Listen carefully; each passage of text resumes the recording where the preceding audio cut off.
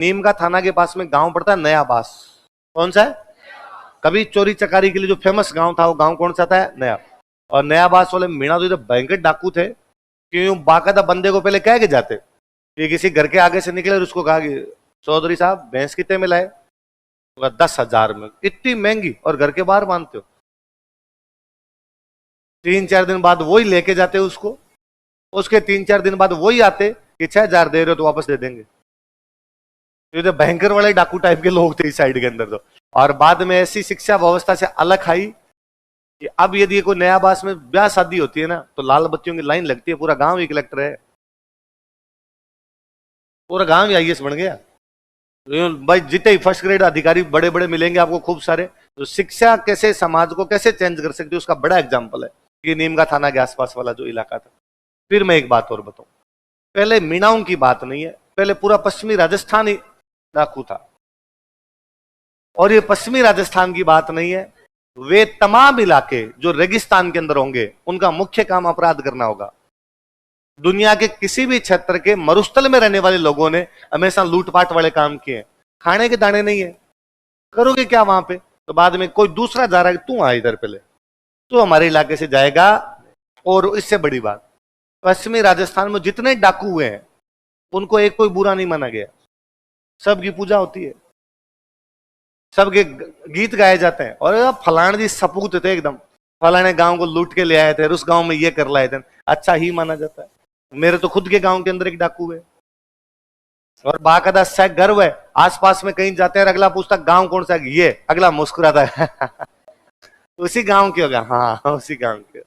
ध्यान रखना रहे, आप अंदर सामान रख दो, उठा के ले जाएंगे कुछ ना कुछ। तो मेरे दादाजी ने सुनाते हैं कि हमारे गांव वाले जो डाकू थे वो ऊंट लेके आते इधर उधर से। तो एक बार वो बीकानेर साइड से ऊंट लेने के लिए गए हुए थे, पीछे से नए बास वाले मीणा पड़े जो हमारे गांव की गायें लूट ले गए। भाई शेर को सवा शेर मिलता है ना कभी ना कभी। और केवल हमारे गांव की आसपास के 10-15 गांव की लूट के ले गए। आसपास के 10-15 गांव के बीच में जंगल था, गायें दिन में जंगल में चरने के लिए जाती, नए बास वाले मीणा पड़े दिन में सारी वहां से उठा के ले गए। अब हमारे गांव वाले डाकू थोड़े दिनों बाद ऊंट लेके आए बीकानेर साइड से। तो हमारे गांव वालों ने कहा ऊंटों का क्या करें, गायें ले गए सारी की सारी, और तुम तो उधर चले गए, सारी सारी गायें तो अपनी चली गई। तो मेरे दादाजी ने बड़े गर्व के साथ बताते हैं, फिर अपने गांव वाले डाकू गए नया बास, वहां जाके उनसे बातचीत की और अपनी गायें वापस लेके आए। लेकिन केवल अपने गांव की गायें वापस दी उन्होंने, बाकी गांव की गायें वापस नहीं मिली।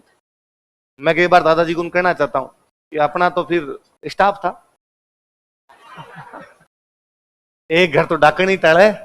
तो उन्होंने कहा यार भाई भाई है, सेम काम हम करते हैं, सेम काम आप करते हो, एक ही प्रोफेशन है अपना, तो कम से कम हमारे वाले तो वापस दे दी जाए। तो अपने वाले उन्होंने वापस दे दी होगी। तो पहले इस साइड के अंदर ऐसे खूब सारे लोग थे।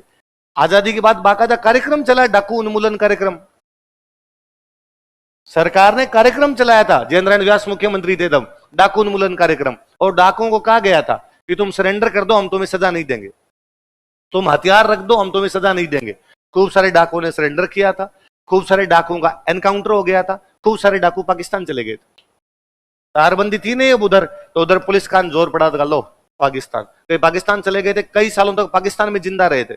उनके समाचार थे बाकायदा कि फलाना डाकू पाकिस्तान में बैठा है, फलाना डाकू पाकिस्तान के अंदर बैठा है। धीरे धीरे जब एजुकेशन आती है तो समाज अपने आप चेंज हो जाते हैं। बिना एजुकेशन के समाज में इस प्रकार की चीजें होती है। आई बात समझ में? ये भाई आपके जनजातीय आंदोलन सारे अब नया